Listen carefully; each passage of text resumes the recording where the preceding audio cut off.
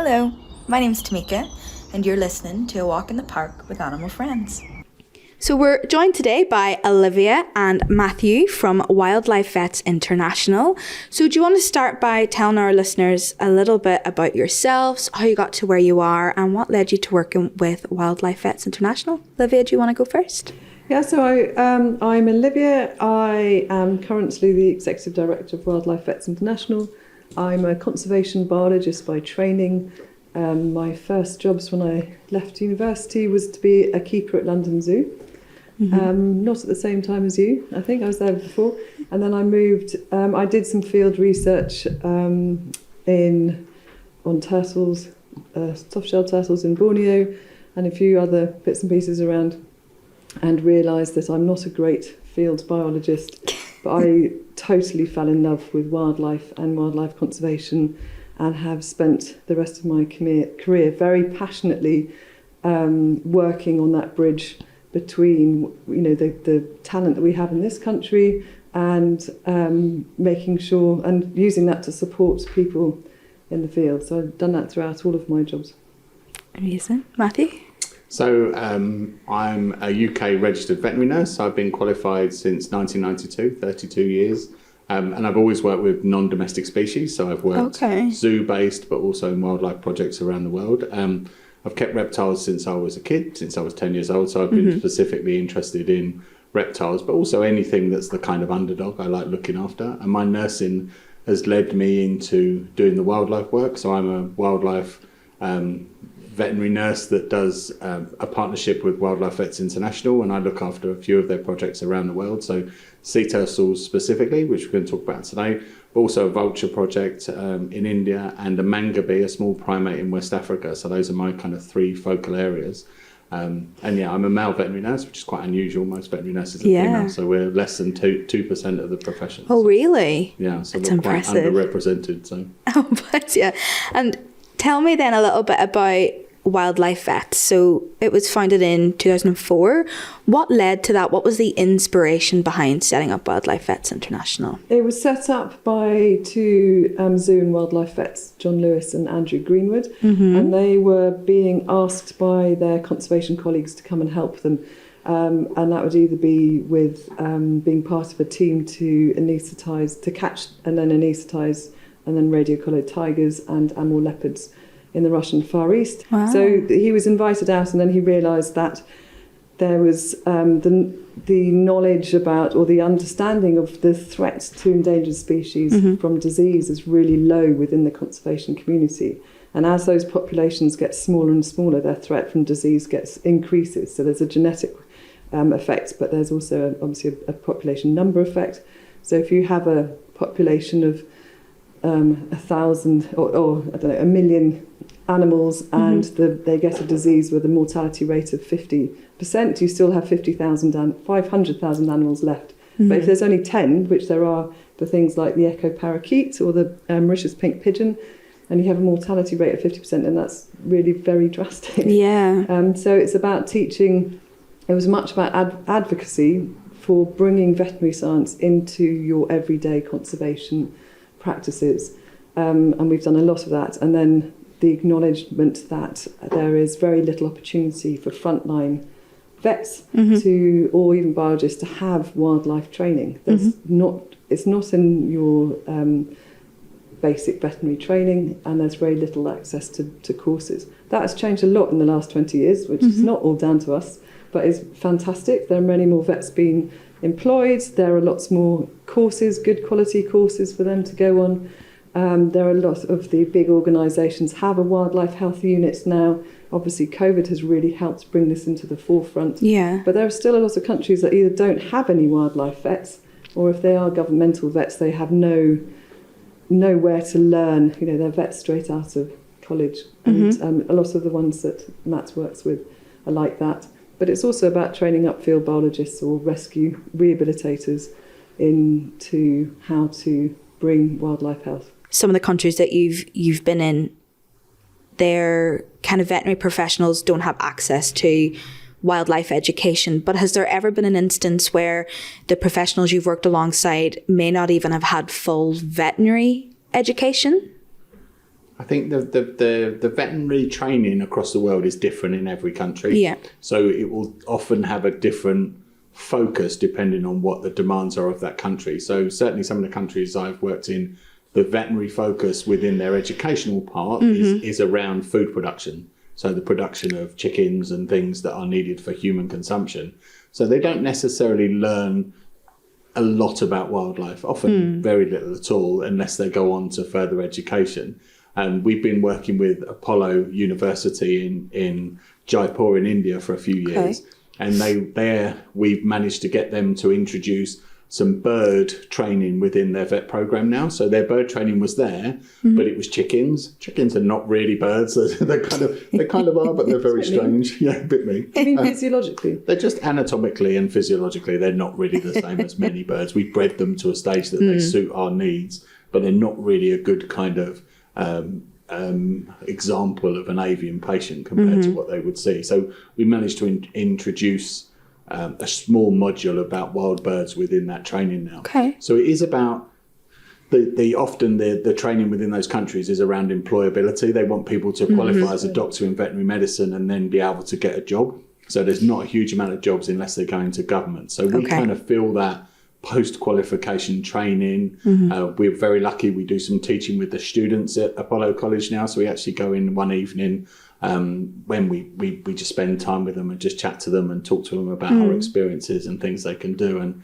they're the ambassadors because they're the future. They will just go out and learn those stuff. So, but the different educational levels are different everywhere you work. Same as in England is different to it.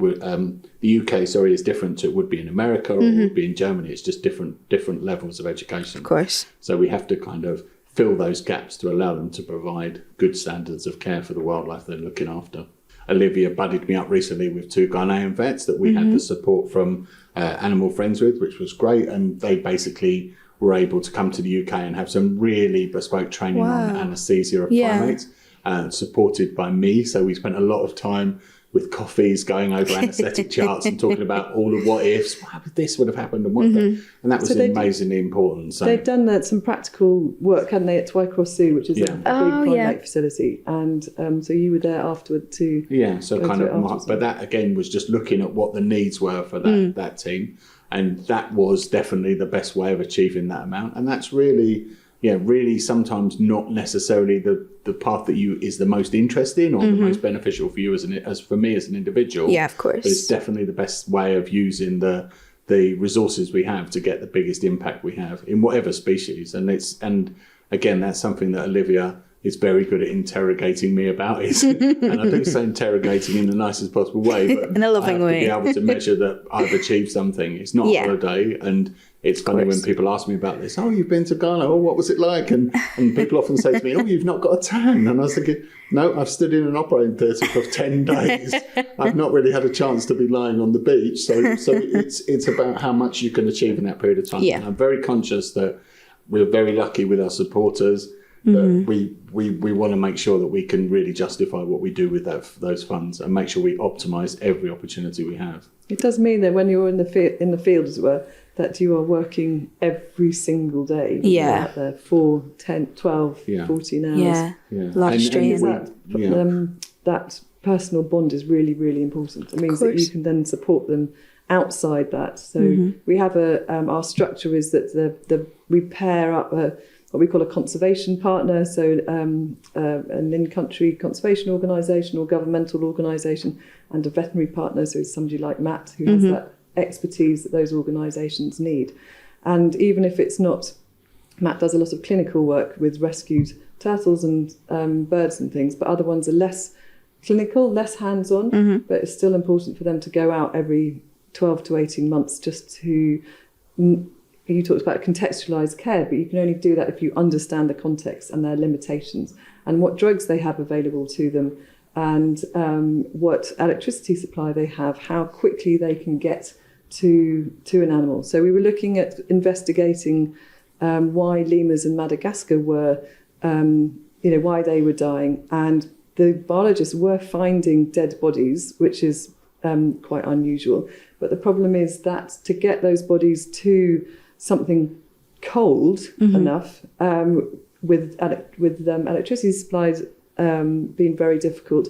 That would take them about 4 hours, and then it was another 12-hour journey from there. That would be a normal fridge before they could get to a freezer. Was 12-hour drive on a good day without any mudslides and that kind of thing. So we decided, you are very limited as to what kind of samples maybe you could take, and you have to train the people who are going to find the body. They have to be able to take the samples, but they don't do that very often. It would be like once every 6 months or a year that they'd have that opportunity.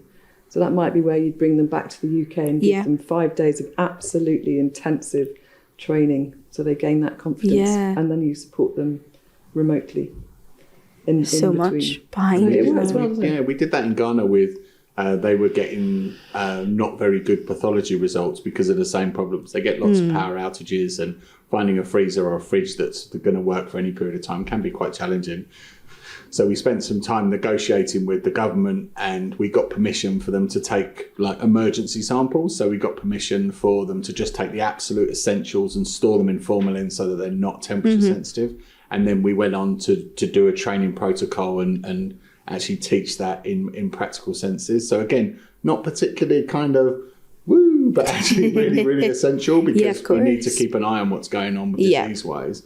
Especially in primates, because massive human health problem as well, and we have to consider that at all stages. But just making sure that we're, again, listening to those centres and providing what they need. And I think sometimes that can be really challenging because it might not be the direction you think it's in, but it is all about relationships and really looking at what would make a difference to the outcome for the animals under their care. And before we go into kind of the work that you've been doing in Ghana and other places in the world, I want to bring it back a little bit to the UK. So at the minute, Animal Friends is doing a campaign all about the wildlife in the UK, right on our doorstep, and kind of raising awareness to the ecosystems and the animals that are currently in danger and what we can do to help them. So do you have any examples of work that you've done within the UK? I think WVI has been working with the pine martens, which has been really successful. But most recently, we've been involved in lots of discussions around cold stun sea turtles in the UK. Okay. So on the west side of the UK, we're seeing an increased number of sea turtles being stranded. They strand at about half size, so they're not quite adults. They're kind of like older juveniles. Yeah. And we're seeing those numbers increase year on year.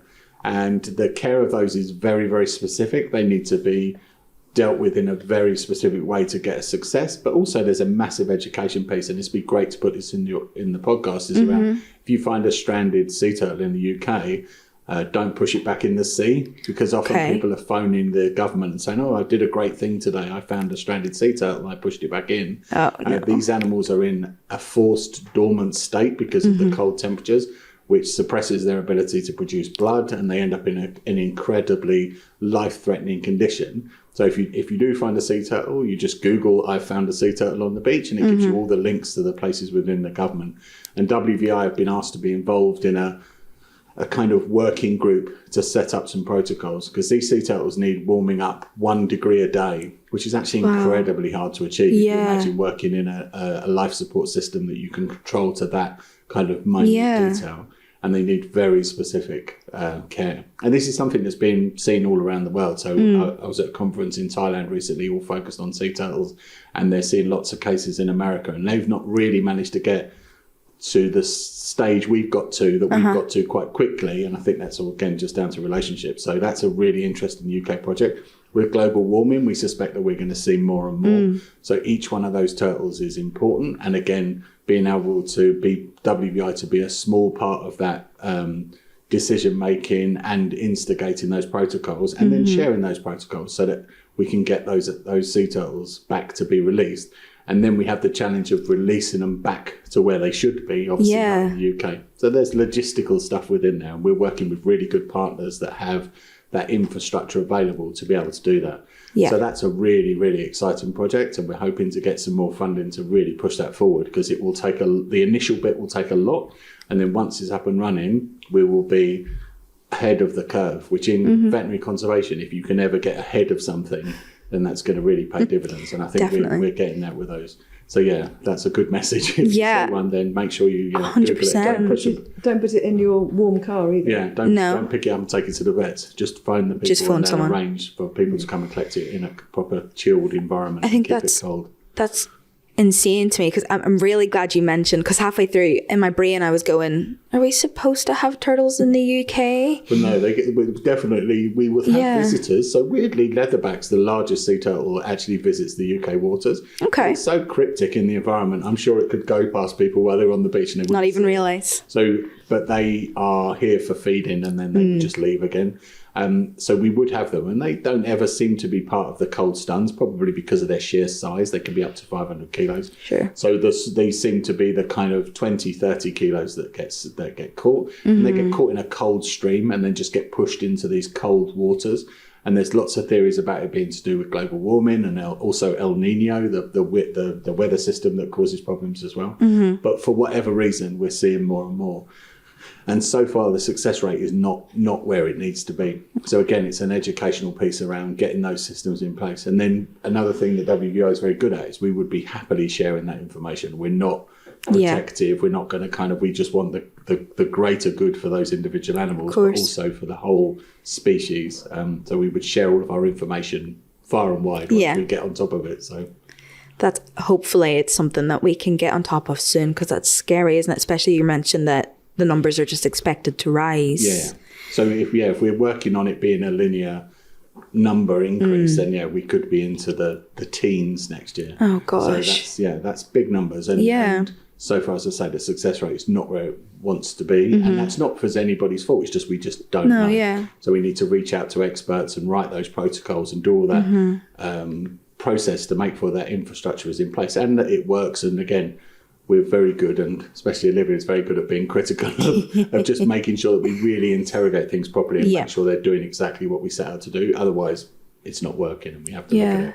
So that's a really exciting UK project that we're going to... It feels like we're getting that hot off the press as well. Yeah, breaking news. We were talking about that yesterday. so it's something, and a real priority for us because it has a long-term impact. And sadly, with the environment we're in and global warming, we're predicted to see more and more of those. So everyone is precious. Okay. Every one of those sea turtles is important, but also making sure that we use them as an educational tool, that then we can share our protocols when they work. We can share them with the America, who are really struggling with a similar situation, but again have not been able to grab it. They have a disadvantage of us, is that they're more fragmented than we are. So they would definitely would benefit from our help. Bigger coastline. Yeah, of course. Thank you so much for sharing that with us. And then keeping on that kind of theme of turtles. So you briefly mentioned Ghana, but can you talk us through work that you've done in the Mediterranean with turtles? Yeah. So sea turtles are a challenging group of animals to work with for many reasons. We find that lots of the funding will go towards head starting turtles, so protecting beaches, looking after eggs, taking eggs into captivity and then hatching those individuals and then releasing them. We have to look at the evidence behind that. And the evidence is that I read a startling statistic that it's reckoned that 1 in 1,000 of those babies will make it to big enough size to breed. 1 in 1,000? 1 in 1,000, yeah. That's so terrifying. That was the worst statistic I've heard. Others have quoted it somewhere in between, but it's reckoned to be significantly very, very low. And some of this is thought to be that they are actually laying big clutches of eggs designed to feed other species. But actually the head starting stuff is slightly flawed because turtles are not designed to be kept together. Baby turtles will run into the sea, or we actually find out that lots of them don't actually hatch in the sea now. They hatch in estuaries and things now. That's a recent discovery. And they'll go into the flotsam and jetsam. So they spread up as much as they can and they hide inside the hopefully natural flotsam and jetsam, but who knows? And they sit there and they just pick off food for a period of time. But their survival rate is incredibly low. So all of the money that gets put into those, yes, it's really good for education, and from a socioeconomic point of view for the people living in those environments, it definitely makes money for them. Actually, the evidence is not there that it's having a huge impact. Protecting the beaches is definitely part of that jigsaw. Well, they do say, don't they, that those they've been downlisted recently, and it's dependent on those beaches being protected. So where WVI works is we work with the adults. So we Right. tend to focus and work with the bigger adults that are work with the bigger adults that are brought into captivity because they have trauma. So normally these traumas are head trauma from being attacked by fishermen. So fishermen catch them in their nets and they'll damage them because they want to get them out of their nets as quick as possible. Entanglements is a massive problem. So we're seeing ghost nets where they will get caught up and they will cause limb loss. So they get this kind of necrosis, this tight bands across their limbs, and then they use their limbs. We've done lots of work of working out how much limb loss still allows that turtle to be able to live an acceptable standard of life. Ingestion of plastics is a massive problem. I've never post-mortemed a sea turtle that wasn't full of plastic. Wow. So we now know that sea turtles not only see plastic as looking like jellyfish, they also smell it, that some of the plastic smells like food. Oh, no. So they're really picking up on it and swallowing it. And their anatomy is designed to eat jellyfish. So they have these little papillae of cartilage in their esophagus. That means they can't vomit. So once it's stuck in there, it doesn't come up. So they can't get rid of it. Sharks have a much better system for getting rid of stuff like that, but sea turtles can't do it. So, and then added into that, we have hooks. So fish hooks from deep sea, long lining with baited hooks. And then we're seeing some different cases of more challenging things. So we see drownings and we see decompression sickness, which again, this is where sea turtles are trapped in fishing nets and get dragged to the surface very quickly. And with the decompression sickness, if it's not identified and they're put in a decompression chamber quickly, then they will die. And we're seeing with the drownings, the challenge with the drownings is just people knowing that they're not dead. So their heart rate might go down to one or two beats a minute, might even go even lower than that. So you need to listen with a Doppler. We supply Dopplers to some of our centres. Luckily, the ones used for pregnant women work really well on sea turtles because it's about the same depth. So you can get them nice and cheap. But just getting someone to realise that it's not like us. You can't just put it on there and then doom, doom, doom, doom, doom, doom. You have to wait for ages to hear that. Whoosh, whoosh. There is a heartbeat there. Wow. And then the animal needs intubating and then using a special anaesthetic bag, just breathing for it for a period of time, getting rid of all those fluids out of their lungs, and they survive. So we're training all of those things in those species. The challenge you have with the bigger turtles, they smell, they bite, they're feisty, they're real characters. Like they will just sit there all quiet and then just leap out and try and bite you, which I love. I think they're super feisty. But they have characters and they are super intelligent. So these are not stupid animals just bobbing around. These are dynamic reptiles that have evolved to work in that environment. The way their shells work is incredibly complicated to allow them to be able to work in that really harsh marine environment.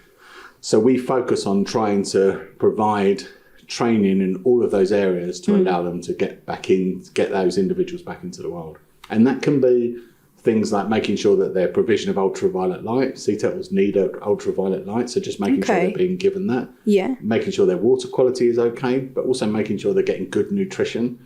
So making sure they're getting enough food. No animals can heal if you're in a malnourished or an energy negative state. So making sure that you get all those food in them. So placing feeding tubes, all these kind of things, wound management, whatever that centre needs, we're well placed to be able to provide them to them. And pain management is something that's really challenging because they don't scream, they don't meow, they don't make loads of noise. A sea turtle's reaction, if it's in pain or discomfort or stress, is its way to deal with that is to stay completely still.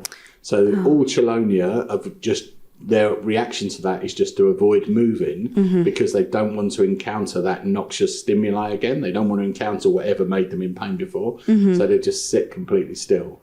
So that's really hard for people to get their head around because you'd expect them to do something, but they don't. They just completely hide and just think, right, I'm just going to wait this out and see what happens. Oh, bless. So providing analgesia is a real big thing for us. And we see, the good thing with that is you see almost instant results often. So you'll give an effective painkiller to that individual and it will start diving, it will start moving around. The carers will say, hang on a minute, it's completely different to that. And that's because it's just not in pain. And often they eat as well. So often they'll explore and then start eating because they feel better. You know what it's like if you've got a massive, often we're dealing with head traumas where they've got massive pains in their heads. Nobody wants to eat them. So just making sure that's taught.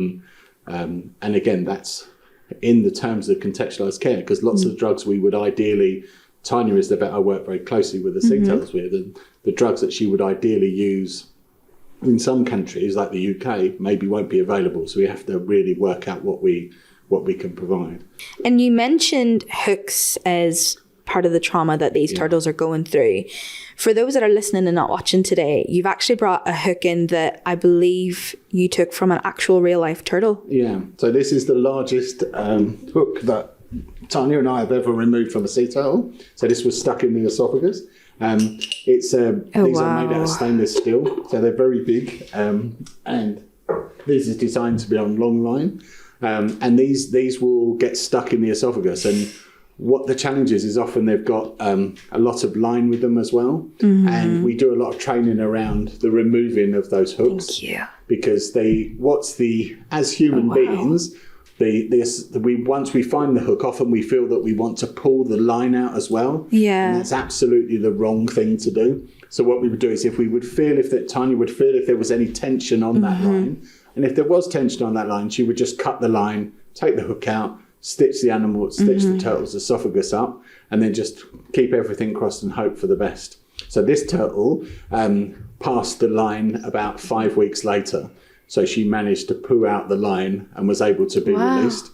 But often people try and pull it and the line kind of concertinas through the intestines and causes all sorts of problems. And I was going to say the hook has like a lip on it as well. So so it's barbed. Yeah. So and there's been some great work looking at the shape of the hooks in Spain. So they've looked at creating a G hook that's got a slightly bigger curve on it that actually doesn't get stuck in sea turtles' esophaguses. And Tanya works in Barcelona a lot, and she's found that the number of hooks having to be removed from sea turtles is completely reduced. That's great. The methods for removing these is incredibly different to other animals because of these papillae that we mentioned in their esophagus, these cartilaginous fingers that are in their esophagus. If when you make the incision, you leave any of those poking out of the wound, it just won't heal. So it's a real kind of technical process to make sure it's doing. It's not challenging. Tanya's very quick at them and very good at them, and she's very good at teaching it. But it's just knowing exactly what to do. And as I say, I think as vets and nurses, we're always taught we should remove all of that line. But actually, in a cat or a dog, you would go into the abdomen and you would remove it. It's not really possible in a sea turtle because you've got to try and put them back in water, and making those incisions into the plaster on the bottom part of their shell is actually really traumatic for them. So we do some training around that as well. But it's shocking the size of those, and they're not going anywhere. They're not rusting away, or they're stainless steel, so they're there for the duration. Scary, isn't it? And often due to them being baited, the turtles have just seen it as a quick meal and have grabbed it. So. And all of those kind of threats that you mentioned, is it true that around the Mediterranean there are around 7 known species of sea turtles, and that 6 of those are currently endangered due to those threats? Yeah, I would say they're all under threat. Oh, yeah, that's terrifying. I don't think there is any, and they're very data deficient as well because they disappear off. I pick up on subtle things. I don't know if you've seen in the news that they're picking up on huge blooms of jellyfish recently. Okay. So they're seeing those in the Med that they've not seen for decades. Huge amounts of them, like rafts and rafts of these jellyfish. Yeah. They're one of the favourite foods of sea turtles. Yeah. So that worries me because you think the sea turtles would be having a buffet. I'm thinking this was the best. Having a great time. Watching them eat them is like watching them eat spaghetti. Like they absolutely adore them. But from their point of view, those are there. So that makes you think that there is more threats. So we have to always err on the side that the evidence I see is that they're in trouble, and we need to just do everything we can to make sure that those ones that come in that are injured get the best chance of getting back out in the ocean as soon as possible, because that's where they want to be. You know, we always work with centres where a good sea turtle centre has got no turtles. That would be the ideal, because they've fixed them, they've put them back, and they're back out in the ocean living their best lives and helping to sustain their species. And that's where we want to be. We try to educate people on actually keeping them in captivity is not a good idea at all. Of course. Because they just lose their fitness apart from anything else. Like a tank of water is just not the same. As well, isn't it? We have no idea about the mental trauma that they go through all that, and what that has a long-term effect on their. We definitely see the ones in welfare, captivity just they just switch off. Yeah. So they become completely disengaged. To start with, they're alert and they're responsive to what's going on, and they're reacting and they're diving. Obviously, their reaction to a predator from above or any kind of threat from above is to dive underwater. And we see that behaviour completely change. So we have to assume that that's a reflection of their cognitive ability to realise that they're really in trouble. And then they go into a state of just mental shutdown, which is so just sad. shocking. So if we can do anything, any kind of tiny bits of the jigsaw of their care, so be that wound management or nutrition or analgesia, anything we can do to decrease the number of resources that are spent on that turtle and get it back out into the ocean as quick as possible, that frees up a space for another turtle to come in and get the best of care. So it can be a hard slog sometimes, and it's hard work, but these animals are amazing, and I feel incredibly lucky to be able to have any kind of tiny part in getting any one of them back out into the world. It's a huge privilege. So I bet it feels amazing. You mentioned there, about females digging their holes in the sand, presumably for their eggs. So does those endangerments, those numbers of turtles, is that affected by climate change then on the temperature of the sand on the beach for those eggs? Because is it true that a warmer temperature will create females? Yeah, so in sea turtles, in reptiles, there are lots of different species have different temperatures affect the sex bias in the clutch. But in sea turtles, it's hot females. So if the nest itself becomes too hot, the majority of those individuals will hatch as females. Which crazy. Some biologists would say is better than them all hatching as males, which is what happens in crocodiles. But from the perspective of just creating a heavily sex biased female population, is really not good. The males don't ever come in to shallow water particularly. They tend to mate out at sea, and then they don't really have a lot to do with coming into shallow water. So they probably don't get in. We don't see as many males for that reason. But anything that influences the eggs. But we're seeing evidence from biologists that are gathering data that the females are choosing to move beaches and dig deeper nests, and they're aware that the females are very in tune with their eggs and finding the right nesting sites. But they can't do that without us. We need to create a decent environment for them. And as Olivia said, Archelon, one of the amazing centres we work with in Gafada in Athens, in Greece, they published a paper recently about a female that had lost 2 legs. So she'd lost a forelimb and a hind limb on opposite corners. And they followed her and tracked her, and she went on to lay 2 really good clutches of fertile eggs and kind of dig a hole. It's kind of an interesting hole, but the biologists that were there at the time when she was trying to nest were kind of maybe helping a little bit, which some people would frown upon. But she laid some shallow eggs and she got back out into the sea, so that's amazing. And she came back up and laid again, so she laid 2 clutches of eggs. So that's amazing evidence, and that was done through her being microchipped and being able to be identified as an individual. And so her babies have gone back out into the ocean now. So that's really good evidence. And we helped with some of that stuff because we know that there's a level of limb loss that just doesn't work. They just can't. It's just too exhausting for them to be able to swim and be able to act out natural behaviours, dive, catch food, and things like that. So we have to face those kind of challenges of doing welfare and assessments for those individuals. So then all of this amazing work that's been happening in the Mediterranean and that you've helped to assist in, is that what saw you get asked to help in Ghana? Yeah, so Ghana was born from us working there with a primate project. So we worked with the West African Primate Conservation Action. I always get the last bit wrong. And we work very closely with them with a species of primate called the white-naped mangabey. And the government vets and the government that we work with specifically out there asked us if we would support them with sea turtles. So they have an area of their coastline called Ada. It's a big long area of amazing coastline that is, on one side has mangrove swamp, and the mangrove swamp has been repopulated and supported by the government over the last 2 decades. And then on the other side has the sea, and it's a nesting site for, it's reckoned to be 4 or 5 species will come and lay their eggs on this one beach between September right the way through until January. But there are transient fishing communities that turn up and fish there, catch small fish like anchovies, and are using very fine, small mesh nylon nets. And we think that individuals are getting caught in these nets and getting injured and not being able to get up and lay their eggs on the beach.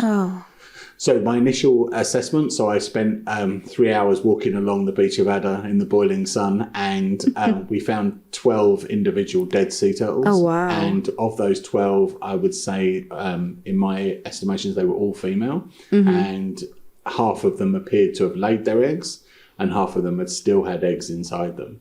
So they're getting injured on the way in to the point that they're so debilitated and so sick that they're not able to get back out into the sea. So this is a massive, massive problem. And we're really grateful for Animal Friends for supporting us in doing the primary investigation there, because there's a lot of work to do there. So they have a sea turtle centre, an educational centre that looks after the school children and gets them educated on reporting sea turtle strandings, and also helping and supporting a sea turtle if they find one, and being respectful of leaving a female alone when she's laying her eggs.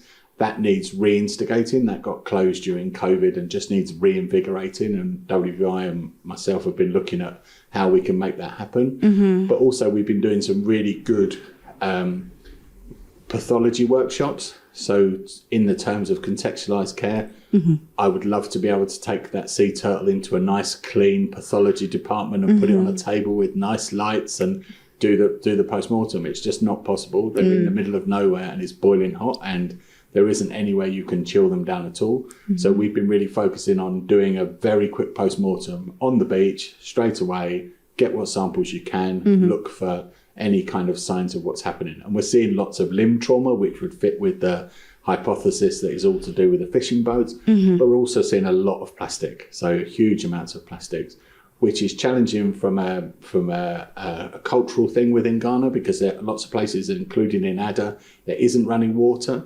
So often the water is provided in pouches, so these small polythene pouches, which are often the only supply of water that the people living in that area have. So it's very hard to not feel kind of that there's a better solution. But I think the solution is beach cleaning. So we're supporting the Ghanaian government doing some educational stuff with school kids around doing beach cleans, and the ultimate goal is to set up a small rehabilitation centre on the beach.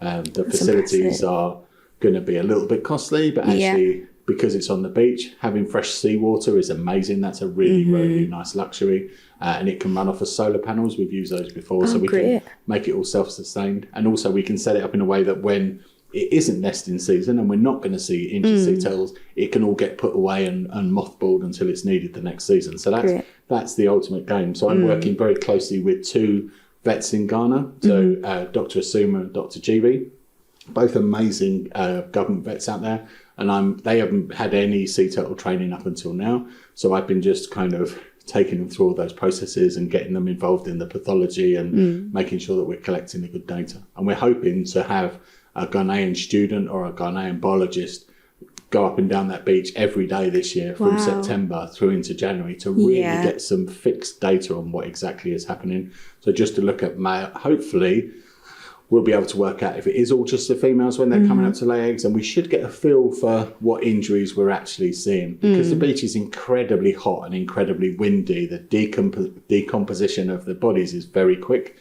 So often if they're not found within a couple of days, then there's nothing to find.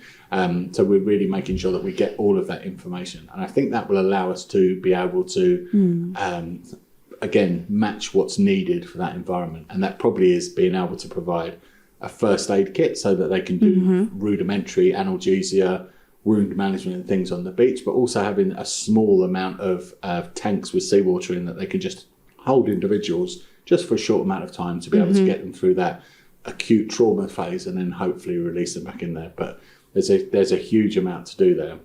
And it's sometimes feels a little bit overwhelming. I can imagine, We've got really good engagement and we're working with really good people, and it's lovely when it feels like everybody's pulling in the same direction. So hopefully if we can secure funding, we'll be able to continue and make that happen. And it would be a huge achievement for us. And we're hoping to document it all the way through. And I imagine then there's cultural challenges that come up in places like Ghana when you're trying to help these turtles. Like you mentioned the fishing nets, them being so small, but obviously that is people's livelihood. They're getting paid to go out and fish. It's food source.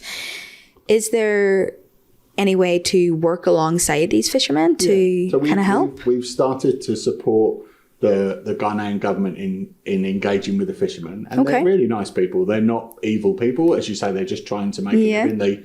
The fish get dried on the sand and then they get sold for the rest of the year as a protein source for people. And one of the things is that it's not a very profitable living. It's not something that they're not making huge amounts of money out of. So it's being able to look and see if there's a way we can make it more profitable for them so they don't have to do it so often. Or even we thinking about being a little bit disruptive and potentially looking at paying for them to repair their nets or paying for new bits of net if they cut the sea turtles out of their net when they get captured. So removing a sea turtle from one of those fine nylon nets will be incredibly hard because they're going to be so festooned in it. It's going to be absolutely everywhere. And the quickest way to do it would be to cut all the way around the sea turtle and then spend some time kind of snipping out the bits and that on while it's on the boat. Trying to do that in the sea is impossible. So we're looking at, is there any way that we could get them to document that and then send in a picture to the government and then potentially get some kind of remuneration, some money back to repair their the nets so they can use them again. Obviously, that's quite problematic, but if you've got government support, then we're working with a really good biologist called Mr. Dixon, who has worked in that area for kind of 30 years. And he thinks that that's definitely doable because it is one of the barriers is that if they cut their net, not only can they not afford a new net, they can't fish. So then they're living that short window of time where they make all of their money and get all their food for their family is gone. So we need to come up with a workaround for that. And it may be that we just provide a small amount of money towards that as well. That's something that I've experienced in India where they get crocodile attacks. And one of the things they've done there is to support people that get attacked by crocodiles by giving them a small amount of money to help them to live a kind of a fuller life. So it's something that we're considering doing. I think what Matt has just described is also something that's really key to how we work, because we always work in partnership. None of these projects are ours, and we're not an education charity in terms of dealing with school kids as such, and that it's really important to us that our conservation partners are embedded in this bigger picture. They're doing the other bits of the conservation activities as well. So, it's a collaborative effort between lots of different disciplines together to solve an issue or more often than not a suite of issues. I think it's such an important topic. Everything that we've gone over today has been so vital and educational for our listeners as well, because like we mentioned, you don't realise that turtles are coming to the UK and it's detrimental to them doing so, and it's because of climate change. So all the stuff that we've discussed is so educational. But before I let you go, I want to ask you one more thing. What are your top pieces of advice for those that are listening today of how they can get involved or what they can do to help endangered species anywhere in the world like turtles? Well, if they're in the UK and they find a turtle to Google it, pick it up, don't put it back in the beach. Certainly supporting small organisations like us is you can have a very big impact as an individual, and the fundraising that you do for us. So we're quite an organisation that likes to get out and do stuff. So we have a lot of people who do ultra challenges, and be that 10k or 100k, they will raise a significant amount of money, and it has quite a big impact on our kind of organisation. Of course, cake sales also work, not just straight donations. Yeah, of course. You got any, Matthew? I think from vets and nurses' point of view, I think there are opportunities for them to fundraise, as Olivia said. I think also making sure that everybody understands being involved in animals that are involved in tourism. So the kind of riding an elephant, petting a doped up tiger and things. These things are not good, and we should avoid them wholeheartedly. And I think education, I think sharing the stuff that's being done and creating a greater understanding. I think people don't empathise with animals they don't really understand. And I think we're very quick to label, like sea turtles, I think people think they're often dumb, and they are far from dumb. They are super clever. And I think just making people realise that I think that these are feeling animals. These are animals that have feelings, and they know what's going on, and they're aware of things that are going badly. But I think also just making sure that people realise they can have some meaningful input into preventing these species from going into decline. No one wants to see a future with no sea turtles in the ocean. The effects of that are, we just can't even think about. It would just be catastrophic. So being able to have any input into that as well. And as I say, as a charity, we're not people that allow people to just have a go, but we do work with other vets and nurses around the world to support the projects that we have. But I think just, get educated and really just kind of share the love for these species, especially sea turtles. They are incredible. They are, I just, I'm in love with them. So You'd never know. Until they bite me. But no, they are really, really cool. And they serve such a good purpose in the ocean. They clear up a lot of the dead things, and they're just amazing and just really, really misunderstood. And it's really important that we don't label them or also give up on them. We can save this. We can work together and we can mitigate all the stuff that's happening to them. Well, thank you. It's not just them, though, is it? I mean, it's quite a gloomy picture, but actually there's some awesome people doing some really impactful stuff, and we just need all of them to be doing more. Yeah, well, that's good. Thank you both so much for the work that you do, and for everyone at Wildlife Vet International for the difference that they're making in conservation across the world, not just in the UK. And thank you both for joining me today. It's been great. Thank you. Thank you very much. Thank you for having us. Thank you to all of our listeners. You can find out news about our podcast on our Instagram or TikTok handles, which is at Animal Friends Insurance, or on our Facebook page at Animal Friends Pet Insurance.